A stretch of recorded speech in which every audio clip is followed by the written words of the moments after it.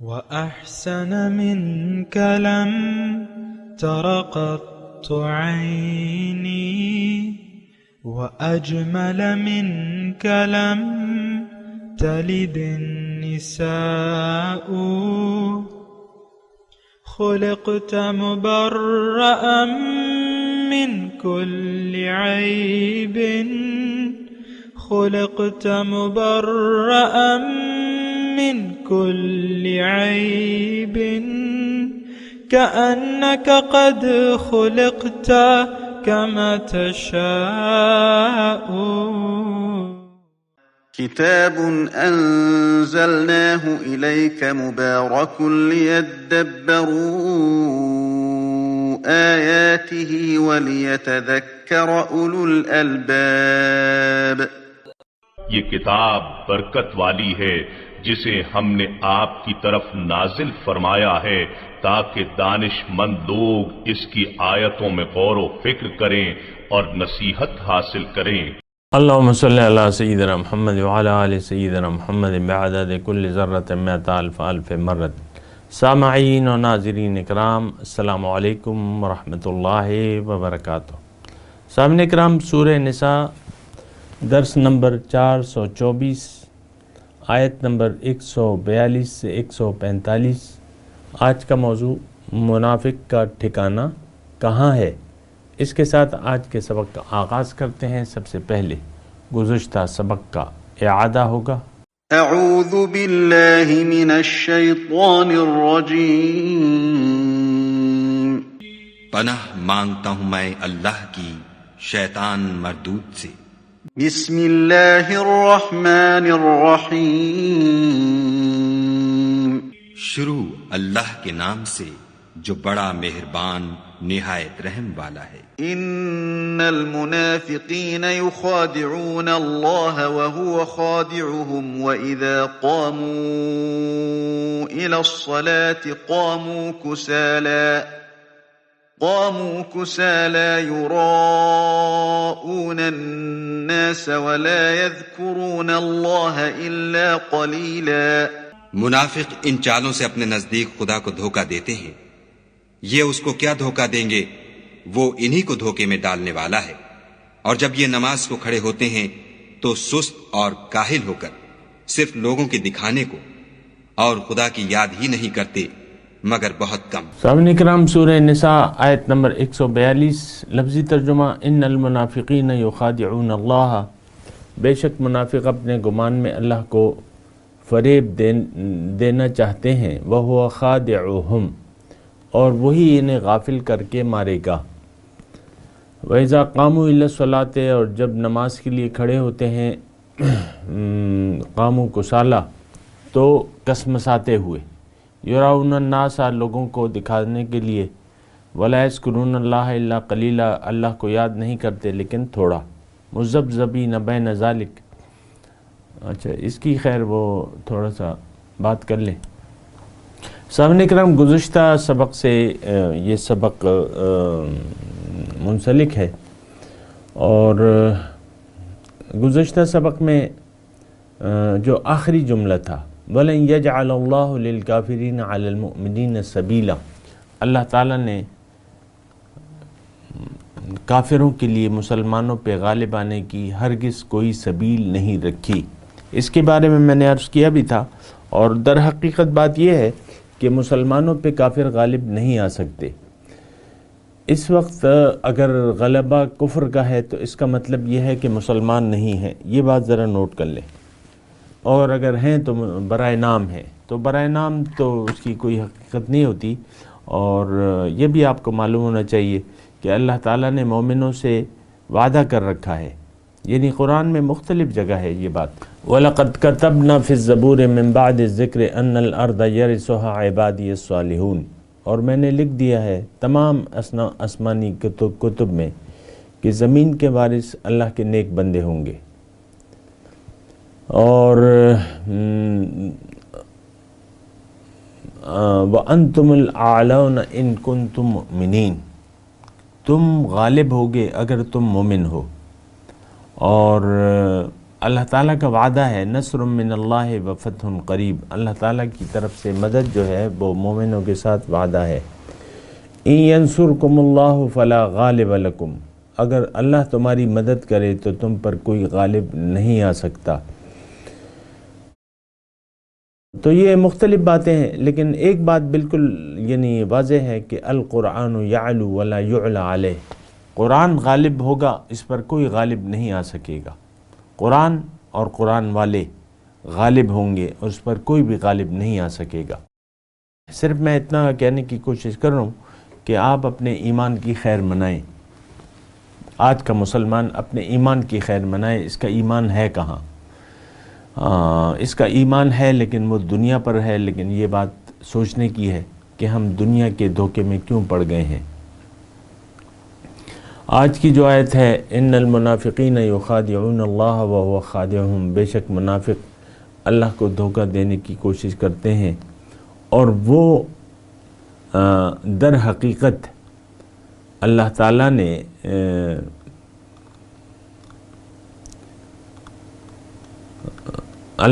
نے انہیں دھوکے میں ڈال رکھا ہے۔ کیوں؟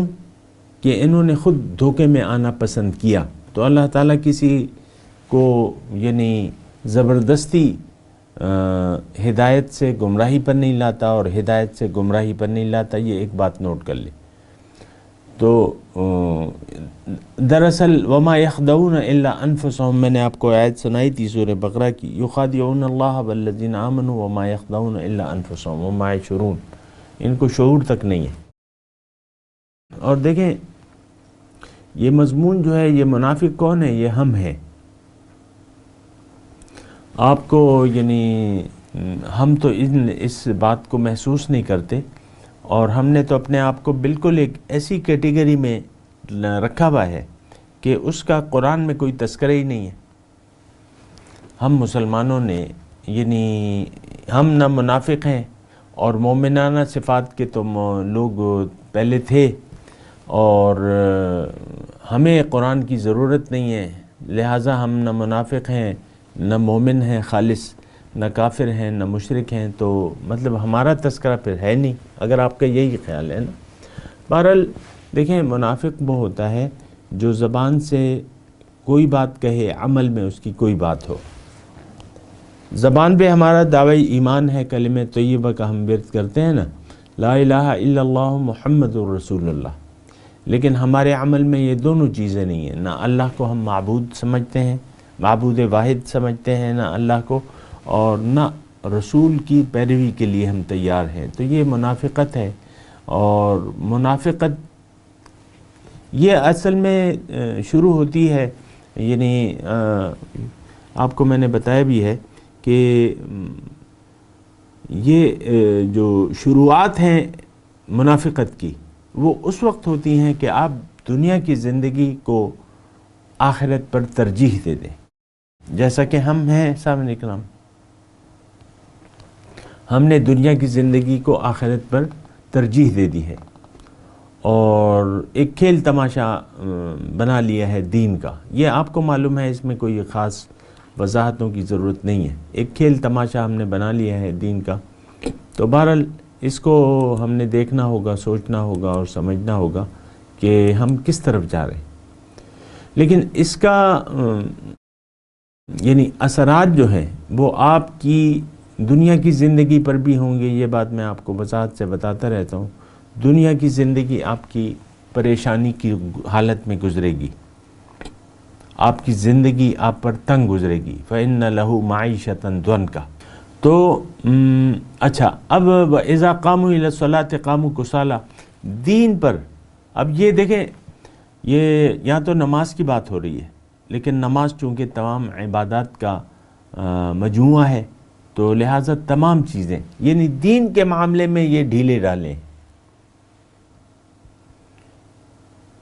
اور اگر میں تھوڑی سی اس کی تفصیل یہ بیان کروں کہ دیکھیں، ہمیں تو دین کے کسی بات کی مقصد کا پتہ نہیں ہے کہ یہ کام کیوں ہے، اس کا فائدہ کیا ہے، تمام دین کا ہمیں مقصد نہیں معلوم، اور وہ یعنی وہ ایک دھوکے میں ہم پڑ گئے نا، کہ دین دراصل یعنی جو ہماری اصل مقصود ہے وہ ظاہر ہے، وہ دنیا ہے۔ تو اب دین کے بارے میں جو بھی بات ہوتی ہے تو اس کی ہم حقیقت جاننے کی کوشش بھی نہیں کرتے، اور دین کا جب نام آتا ہے یا اس کا کوئی کام آتا ہے تو ہم ڈھیلے ڈالے اور سست پڑ جاتے ہیں۔ آپ دیکھیں ایک آدمی کو اللہ تعالیٰ نے پیسے دیے ہوئے، مثال کے طور پہ عرض کر رہا ہوں، پیسے ہیں، مکان بڑی شوق سے بناتا ہے، اور اسی محلے میں اگر کوئی مسجد بن رہی ہے تو اس کے جو ہے یعنی ہاتھ پاؤں جو ہے وہ پسینہ آ جاتا ہے کہ اس میں پیسے کیسے دوں گا۔ یہ میں نے ویسے ایک مثال آپ کو بتائی ہے کہ انسان جو ہے جب اللہ کا اور دین کا معاملہ آتا ہے تو یہ اس میں سست پڑ جاتا ہے، کیونکہ اس کا مقصود دنیا ہے، دنیا کے لیے جی رہا ہے، اللہ کے لیے تو اس کا جینا مرنا تو ہے نہیں، تو لہٰذا تمام کاموں میں یہ یعنی ڈھیلا پڑ جاتا ہے دین کے تمام کاروں، اور اصل میں یہ ریاکار ہے۔ یراؤن الناس ولا یذکرون اللہ الا قلیلا، اور خدا کو تو کم ہی یاد کرتے ہیں، خدا کی تو یاد ہے نہیں سامنے کرام۔ بہرحال مذبذبین بین ذالک، ڈواں ڈول ہے، مذبذب کا مطلب ڈواں ڈول ہے، یقین نہیں ہے۔ اور مجھے کہنے دیں کہ ہمارا تو دین کے معاملے میں یعنی دنیا کے معاملے میں تو ہمیں یقین حاصل ہے، اور جب دین کا معاملہ آتا ہے تو اس میں ہمارا یقین نہیں ہے، یعنی ہماری حالت جو ہے وہ تذبذب کی نہیں ہے کم از کم۔ اب آپ سوچ لیں کہ اس پر کون سا فتویٰ آپ لگائیں گے؟ آیا منافق کا منافق تو مذبذب ہوتا ہے کہ وہ کہتا ہے یار کیا کروں، اس طرف یہ حکم ہے، اس طرف یہ حکم ہے۔ اللہ تعالیٰ فرما رہا ہے کہ مال باطل طریقے سے نہ کھاؤ ایک دوسرے کا، اور یہ پھر کہتا ہے کہ یار اگر رشوت نہیں لیں گے دفتر میں تو ہمارا تو تنخواہ تھوڑی ہے، گزارا نہیں ہوگا۔ تو مذبذبین بین ذالک، تو بہرحال میں اپنی اس معاشرے کی بات کر رہا ہوں، یہ 2020 کا معاشرہ ہے، اس کا تو پکا یقین یہ ہے کہ دنیا ہی اصل ہے، دنیا ہی کی کامیابی اصل کامیابی ہے۔ ہم مذبذب نہیں ہیں، ہمیں معلوم ہے کہ ہم نے کرنا کیا ہے، ہم بالکل پورے یقین کے ساتھ دنیا کی طرف رخ کر کے دنیا ہی کے پیچھے پڑے ہوئے ہیں، اور دنیا ہی کی ایک دوڑ ہے، ہمارا تذبذب نہیں ہے۔ برائے نام اسلام ہے، اور اس میں ہم یہ سمجھتے ہیں کہ بس نام لے دینا کافی ہے، کلمہ پڑھ لینا کافی ہے۔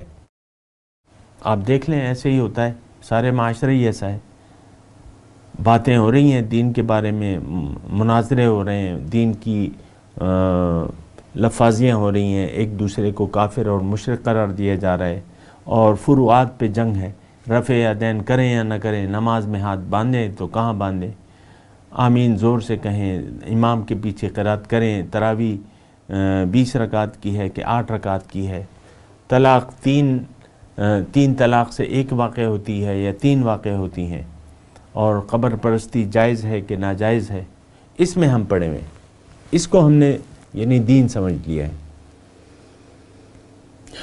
یعنی بنیاد کو چھوڑ کے ہم نے یعنی مختلف مسائل کو اپنا ایشو بنا لیا ہے، اسی پہ سارے تذکرے ہیں، آپ دیکھ لیں اٹھا کے، سارے میڈیا کو اٹھا کے دیکھ لیں، اور یہ جو جس قسم کی بحث و تمہیس ہو رہی ہے، بعض اوقات یعنی ایسے لوگ ہیں جو دین کے بارے میں ایک دوسرے سے لڑ رہے ہیں، جھگڑ رہے ہیں، اور لوگوں کو بھی چسکا ملتا ہے ان باتوں میں، ایسی باتوں میں، اختلافی باتوں میں، یہ بہت زیادہ شوق سے سنی جاتی ہیں۔ کہیں قصے کہانیاں ہیں سامعین کرام کہ کہانیوں کی بنیاد پر ایک واعظانہ بیان ہوتا ہے، اور اس میں جو ہے پھر قرآن کو چھوڑ کے قصے کہانیاں بیان، تو اس کو بھی عوام جو ہے بڑے شوق سے دیکھتے ہیں، اور اس میں تلذذ حاصل کرتے ہیں اس سے کہ بھئی یہ تو اچھا ہے، واقعہ ہے، اور نیند بھی اٹھ جاتی ہے۔ جب قرآن بیان ہو رہا ہے عام طور پہ کبھی کبھی میں دیکھتا ہوں نا، قرآن کی بات ہو رہی ہے تو نیند آنے لگتی ہے، اور جب قصے کہانیاں ہوتے ہیں تو انسان الرٹ ہو جاتا ہے، کوئی عجیب سا ماحول ہے۔ بہرحال تو اللہ تعالیٰ یہاں فرما رہا ہے کہ ان کا شمار کسی میں نہیں ہے، اور یہ بات تو صحیح ہے، لا الہ الا اللہ ولا الہ الا اللہ، یعنی نہ ادھر ہے نہ ادھر ہے۔ تو بہرحال وَمَن يُضْلِلِ اللَّهُ فَلَن تَجِدَ لَهُ سَبِيلًا، جس کو اللہ نے بھٹکا دیا ہو اس کے لیے تم کوئی راستہ نہیں پا سکتے۔ اب دیکھیں اس میں مجھے بار بار کہنا پڑتا ہے، یعنی اللہ تعالیٰ کسی کو گمراہ نہیں کرتا زبردستی، نہ کسی کو ہدایت دیتا ہے زبردستی، یہ اللہ کا قانون نہیں ہے، یہ ایک بات اپنے پلے باندھ لے۔ اور اللہ کا قانون کیا ہے وہ ایک آیت میں بالکل وضاحت سے اللہ تعالیٰ نے فرمایا ہے کہ اِنَّا هَدَيْنَاهُ السَّبِيلَ إِمَّا شَاكِرًا وَإِمَّا كَفُورًا، میں نے انسان کو راستہ بتا دیا ہے، ہدیناہ السبیل، راستہ میں نے سیدھا راستہ بتا دیا ہے، اب اس کی مرضی ہے، اما شاکرن، اگر یہ شکریہ کی روش اختیار کرتا ہے، یا کافر یعنی کافر ہو جاتا ہے، انکار کر دیتا ہے۔ وَقُلِ الْحَقُّ مِن رَبِّكُمْ فَمَن شَاءَ فَلْيُؤْمِنْ وَمَن شَاءَ فَلْيَكْفُرْ، حق تو رب کی طرف سے ہے، جس کا جی چاہے ایمان لے آئے اور جس کا جی چاہے انکار کر دے۔ تو بہرحال وَمَن يُضْلِلِ اللَّهُ فَلَن تَجِدَ لَهُ سَبِيلًا، جس کو اللہ گمراہ کر دے تو اس کے لیے، یعنی جو اب اس کا معنی میں ایسا کروں گا کہ جو اپنی مرضی سے حق کو چھوڑ کے باطل کا ساتھ دے تو اللہ تعالیٰ اس کو اس کی حالت پر چھوڑ دیتا ہے۔ اب اس کو آپ وَمَن يُضْلِلِ اللَّهُ فَمَا لَهُ مِنْ هَادٍ، اس قسم کے الفاظ آتے ہیں، جس کو اللہ گمراہ کر دے اس کے لیے کوئی ہدایت کا راستہ نہیں ہے۔ لیکن ایک راستہ ہے، وہ آگے بیان ہو رہا ہے، وہ آپ کو میں نے بتایا بھی تھا، انشاءاللہ ابھی آ جائے گا۔ یعنی جو گمراہ ہو گیا، اب سوال یہ ہے کہ کیا اس کے لیے کوئی راستہ بچا نہیں ہے؟ نہیں، ایک راستہ ہے، إِلَّا الَّذِينَ تَابُوا مِن بَعْدِ ذَلِكَ، اب یہ آتا ہے اس کا مضمون۔ بہرحال آگے چلتے ہیں۔ یا ایھا الذین آمنوا لا تتخذوا الکافرین اولیاء من دون المؤمنین، کافروں سے دوستی نہ کرو اے ایمان والو، مومنوں کو چھوڑ کے تم کافروں سے دوستیاں نہ بناؤ۔ اتریدون، کیا تم چاہتے ہو، ان تجعلوا للہ علیکم سلطانا مبینہ، کیا تم چاہتے ہو کہ اللہ کو اپنے خلاف صریح حجت دے دو۔ اس کا مطلب سادہ ہے، آسان ہے، اور اس کا مطلب یہ ہے کہ مومن، ابھی ہم نے تذکرہ پڑھا تھا نا، انکم اذا مثلہم، کہ تم ان کے ساتھ بیٹھو نہیں ورنہ تم انہی کی طرح ہو جاؤ گے۔ اب ظاہر ہے کہ میں اپنے الفاظ میں تھوڑا سا یہ مضمون ادا کرتا ہوں، پھر یہ آیت بھی پڑھ لیں گے۔ اور دیکھیں، ایک یعنی کافر، یا کافر کا مطلب ہے، کافر کا مطلب ناشکرہ کر لیں، جو ناشکرے لوگ ہیں، اگر آپ ان کے ساتھ اٹھیں بیٹھیں گے تو، اور ان کی جو باتیں ہیں ان پر آپ خوش ہوں گے، راضی ہوں گے، تو آپ بھی انہی میں سے ہیں۔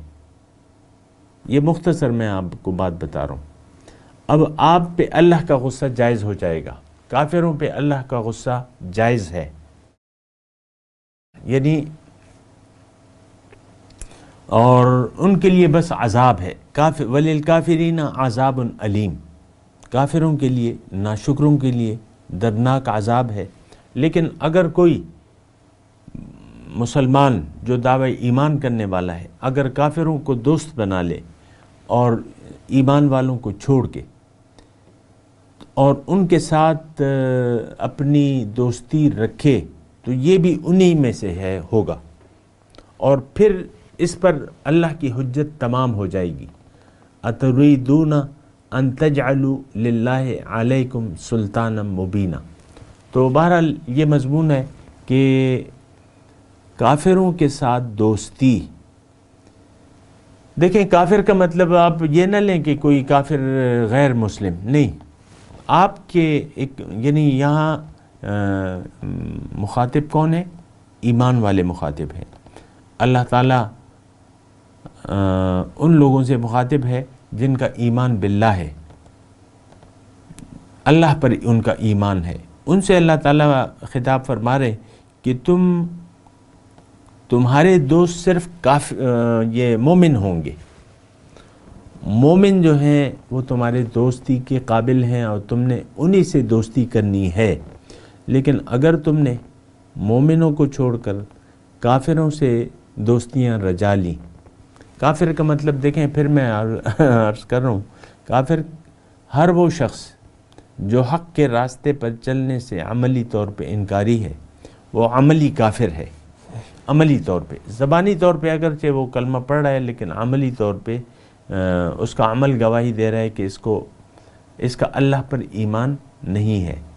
تو اس شخص کے ساتھ رابطہ، تعلق، دوستی یہ جائز نہیں ہے۔ اگر کوئی کرے گا تو وہ انہی میں سے ہوگا، انکم اذا مثلہم، اور انہی میں سے ہوگا۔ اب اس پر اللہ کا غصہ جائز ہو جائے گا۔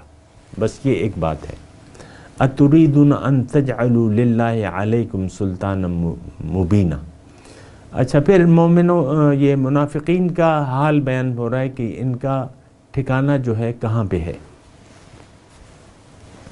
اب ظاہر ہے، دیکھیں، پہلے میں پڑھ دوں اس کا لفظی ترجمہ، ان المنافقین فی الدرک الاسفل من النار، بے شک منافق جو ہیں وہ دوزخ کے سب سے نچلے طبقے میں ہوں گے۔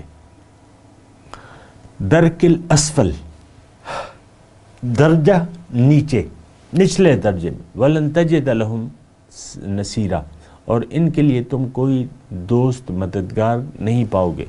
دیکھیں، بہت زیادہ ایک بہت بڑی وعید ہے، اگر آپ دیکھیں اس آیت کو سوچنے کی کوشش کریں، بہت بڑی وعید ہے، اور یہ ہمارے لیے۔ منافق کون ہیں؟ ہم ہیں۔ منافق وہ لوگ ہیں جنہوں نے اللہ کی یاد سے منہ موڑ کے دنیا سے اپنا دل لگا لیا ہے، دنیا سے محبت اور دنیا داری میں مصروف ہیں، اللہ کی یاد سے یہ ان کے دل غافل ہیں۔ یہ لوگ منافق ہیں اور ان کا ٹھکانہ جہنم ہے۔ لیکن جہنم میں اوپر کے طبقے میں، کم تر طبقے میں جو ہے وہ کافر ہوں گے، مشرک ہوں گے، لیکن منافق جو ہے دوزخ کے سب سے نچلے طبقے میں ہوں گے۔ اس کی میں نے تھوڑی وضاحت بھی کی تھی، اور ان کا کوئی مددگار نہیں ہوگا۔ بہرحال اگلی آیت، الا الذین تابوا واصلحوا واعتصموا باللہ، البتہ وہ لوگ، اب یہ وہ یعنی مستثنیات ہیں جو اب اس کا تذکرہ ہو رہا ہے۔ یعنی اگر ایک منافق ہے، وہ اپنے نفاق سے توبہ کرنا چاہتا ہے، تو اس کا کیا حال ہوگا؟ آیا دنیا میں اس کی توبہ قبول ہوگی؟ اس کا جواب اس بات میں ہے، یعنی ہاں، ان کے لیے راستہ ہے دنیا میں، کیونکہ دنیا تو یہ آپ کو معلوم ہے کہ انسان جتنا بھی بڑا کافر ہو، بڑا مشرک ہو، بڑا منافق ہو، لیکن موت کے آنے سے پہلے در توبہ کھلا ہوا ہے۔ یہ بات نوٹ کر لیں۔ اس میں مزید تفصیل تھوڑی سی یہ ہے، اور وہ بھی میں لگے ہاتھوں کر دوں۔ دیکھیں، اس میں یہ بات بھی ہے کہ اس توبہ کی امید پر آپ گناہ مت کیا کریں۔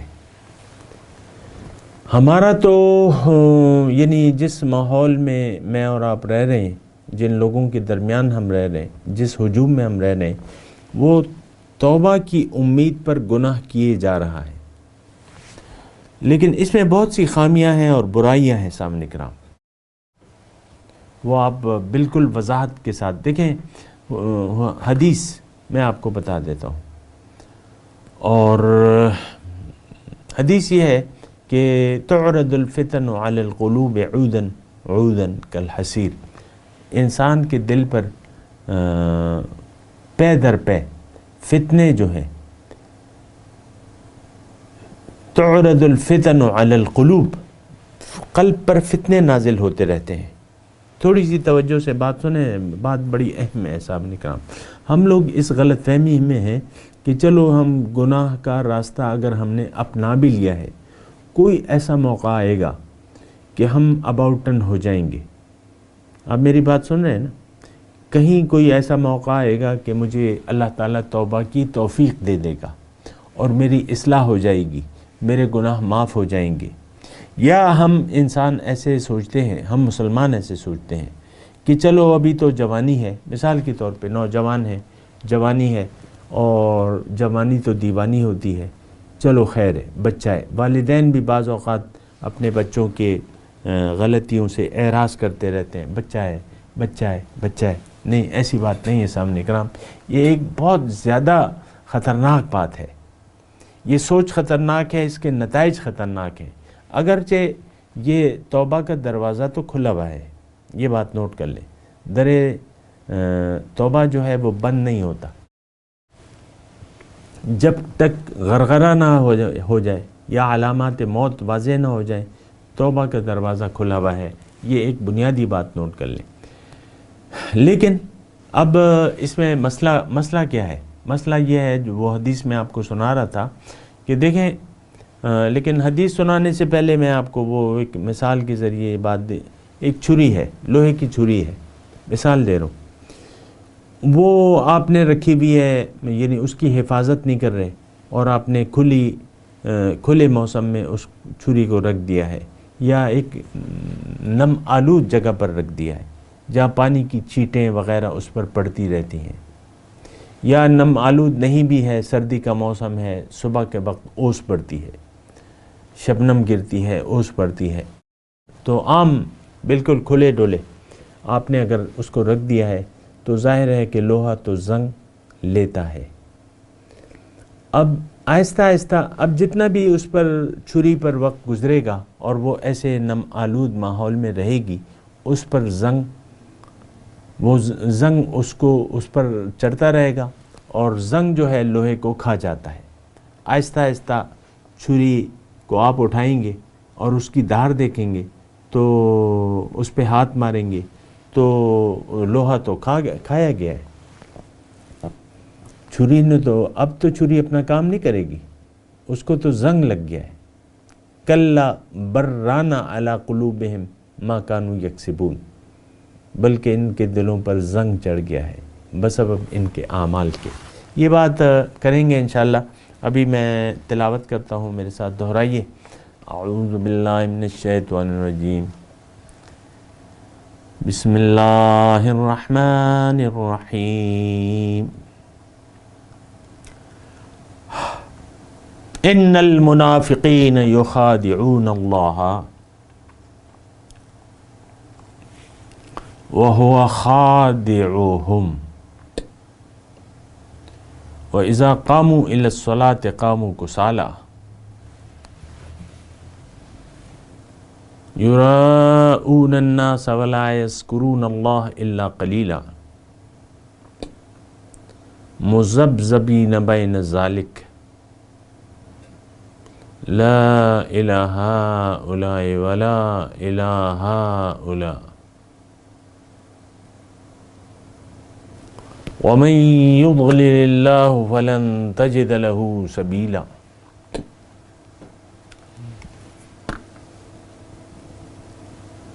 يا أيها الذين آمنوا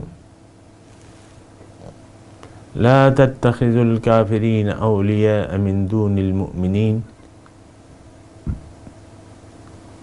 أتريدون أن تجعلوا لله عليكم سلطانا مبينا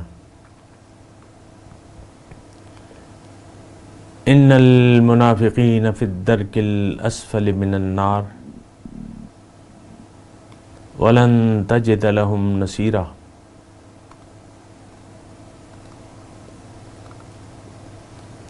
ترجمہ سنا دیں، ان المنافقین یخادعون اللہ وهو خادعهم۔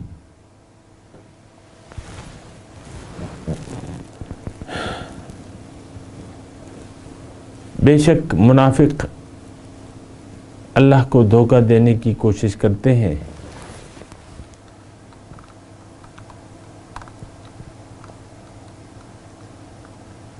در حقیقت اللہ نے ہی انہیں دھوکے میں ڈال رکھا ہے۔ وَإِذَا قَامُوا إِلَى الصَّلَاةِ قَامُوا كُسَالَىٰ،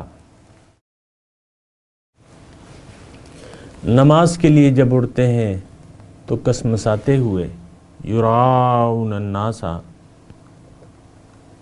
لوگوں کو دکھاوے کی خاطر اٹھتے ہیں، ولا یذکرون اللہ الا قلیلا، لیکن خدا کو تو کم ہی یاد کرتے ہیں، مذبذبین بین ذالک، کفر اور ایمان کے درمیان ڈواڈول ہیں، لا الہ الا ہو، لا الہ ہؤلاء ولا الہ ہؤلاء، نہ پورے اس طرف ہیں نہ پورے اس طرف، ومن یضلل اللہ فلن تجد له سبیلا، جس کو اللہ نے بھٹکا دیا ہو اس کے لیے تم کوئی راستہ نہیں پا سکتے۔ یا ایھا الذین آمنوا، اے وہ لوگو جو ایمان لائے ہو، لا تتخذوا الکافرین اولیاء من دون المؤمنین، مومنوں کو چھوڑ کر کافروں کو اپنا رفیق نہ بناؤ، اتریدون ان تجعلوا للہ علیکم سلطانا مبینا، کیا تم چاہتے ہو کہ اللہ کو ان تجعلوا للہ، کہ اللہ کو اپنے خلاف صریح حجت دے دو، ان المنافقین فی الدرک الاسفل من النار، بے شک منافق دوزخ کے سب سے نچلے طبقے میں جائیں گے، وَلَن تَجِدَ لَهُمْ نَصِيرًا، اور تم کسی کو ان کا مددگار نہیں پاؤ گے۔ اب ان آیت کی تلاوت اور ترجمہ۔ اعوذ باللہ من الشیطان الرجیم، پناہ مانگتا ہوں میں اللہ کی شیطان مردود سے۔ بسم اللہ الرحمن الرحیم، شروع اللہ کے نام سے جو بڑا مہربان نہایت رحم والا ہے۔ ان المنافقین یخادعون اللہ وهو خادعهم واذا قاموا الى الصلاة قاموا كسالى يراءون الناس ولا يذكرون الله الا قليلا۔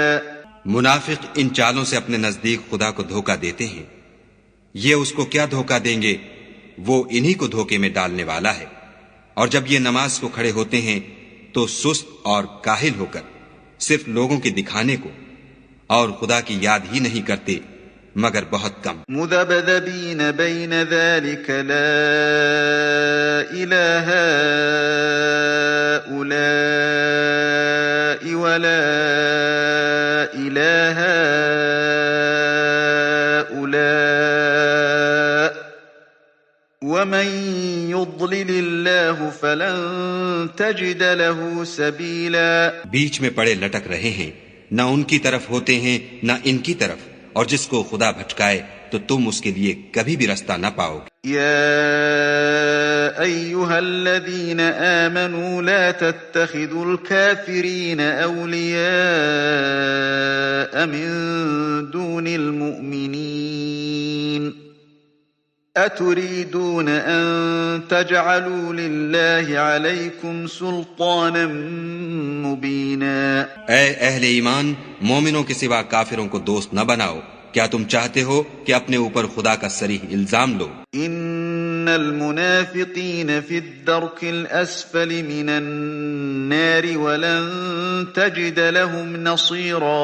کچھ شک نہیں کہ منافق لوگ دوزخ کے سب سے نچلے درجے میں ہوں گے، اور تم ان کا کسی کو مددگار نہ پاؤ گے۔ سامعین کرام، اس کے ساتھ آج کے درس کا وقت اختتام کو پہنچا۔ اگلے درس میں انشاءاللہ ملاقات ہوگی۔ وآخر دعوانا ان الحمدللہ رب العالمین۔ مولاي صل وسلم دائما أبدا على حبيبك خير الخلق كلهم۔